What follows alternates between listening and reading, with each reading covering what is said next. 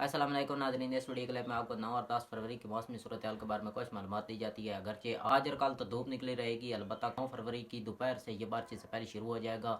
تو یہ 9 فروری کو بلوچستان سے شروع ہوگا، خیبر پختونخوا کے جنوبی علاقے، تھال کے ایریے، پٹوار کے علاقے، کشمیر اور انتہائی شمالی پہاڑی علاقوں میں اچھی بارش ہوگی۔ اس کی تفصیل کچھ یوں ہے کہ یہ بلوچستان کے جو شمالی ذوب اور شرانی کے علاقے ہیں وہاں پر تو جیسا کہ آپ میپ میں دیکھ رہے ہیں تو یہاں پر بھرپور بارش ہونے کے امکانات ہیں۔ اس کے علاوہ خیبر پختونخوا کے جو جنوبی علاقے ہیں، ڈیرہ اسماعیل خان اور اس کی دیگر تحصیلوں میں بھی اچھی بارش ہونے کے امکانات ہیں۔